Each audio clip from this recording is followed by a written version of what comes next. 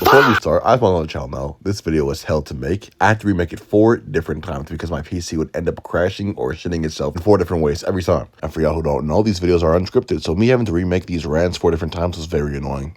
So if y'all could leave a like right now, that would be appreciated. Any interaction helps with this channel so much. And yeah, let's get started. Can we talk about the fact that if finals were to end today, that Karl-Anthony Towns would be the MVP? I think he's a favorite right now. Crazy to think about. But game 2 wrapped up, man. And what a disappointing game it was, I'm not gonna lie.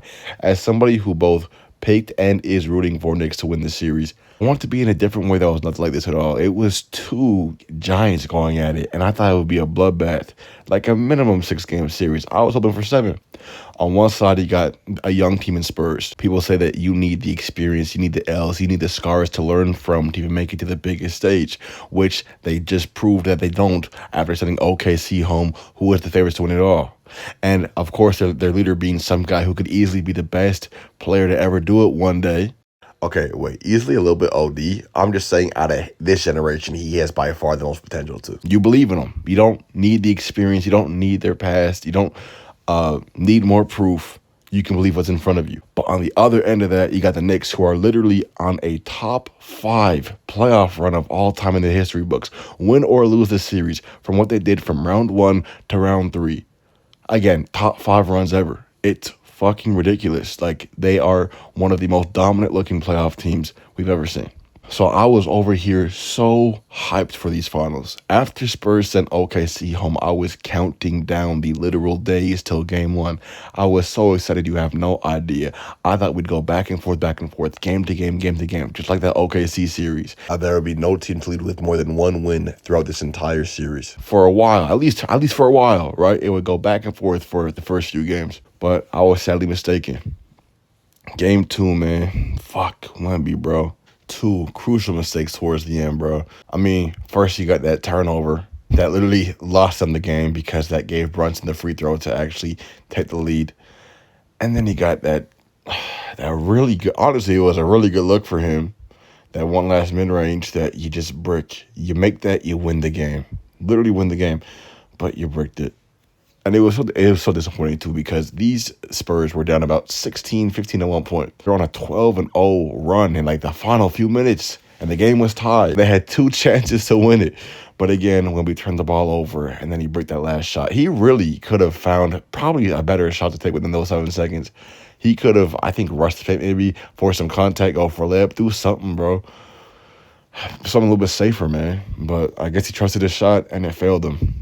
It's really disappointing because it's one of those losses that could low-key break the mentality of your guys. Because game 2 was a complete must-win for them. They could not have risked going down 2-0 to these Knicks heading back to New York for the next 2 games. And that's what happened. Kind of reminds me after game 1, the Knicks versus Cavs series, how Cavs were very comfortable that they could win that game, and they were playing their hearts out until they actually finally lost. I mean, it's a bit different because Cavs saw their lead died slowly throughout each and every play, but Spurs were, in a way, it may be even worse because they all had the mentality that they were going to win it. They had 2 possessions to do so, but they fumbled both of them. And it's like they needed that win so bad. After that loss for Cavs, you could just tell that they were kind of broken and just never really got past that hurdle mentally of just moving past game 1. Because game 1 would be a game that would forever haunt them in this series.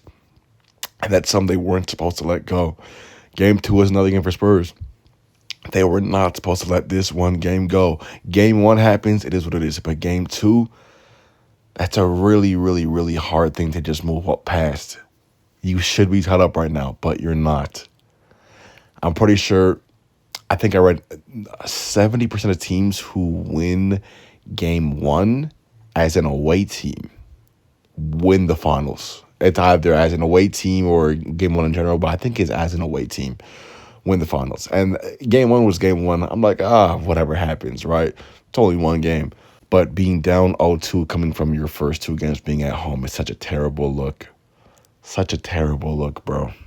It's a shame because this was like your one good Fox game, too. You had help for Wemby. You had everything you needed for this game. Wemby had a terrible first half, 7 points, but he answered back in the second half. He ended the game with some good stats. It's just those last two plays ruined it all for him. That pass to Castle was something you would never see him do, I think, throughout the course of this entire playoffs. Never mind the entire year as well. But, of course, when the lights were the brightest, I think he just made some dumb mistakes. You can tell he's nervous. You can tell him and Brunson are just nervous right now, especially Brunson. Like, Wemby had a way better game than Brunson overall. Brunson is a whole different thing right now, but it was just unfortunate. That one play right there. I mean, of course, that break at the end, too, but that play essentially costed them this series. Like I said at first, I thought I was going to minimum 6, hopefully a 7-game series, but I don't know now. It could very well be Knicks in 4, man, and that would be so anticlimactic. Spurs got to lock in. The only way they can make this a series again is by winning these next 2 at New York. Because even if they still manage to steal one, it'd still be a 3-1 lead. And Knicks, with the way they're playing right now, would not blow that a day in their lives. Spurs got to lock in, man. They have to, but I've just lost belief. I just think it's basically over at this point, which sucks for them. On to Knicks, bro. Not really much to talk about. They're just playing good. Brunson's playing a shitter right now. 20 points off 25 shots last game. Nothing great. But I think he'll play better in New York. And shout the fuck out again to Karl Anthony Towns. Literally, I think the betting favorite at the very moment to win MVP. Final MVP.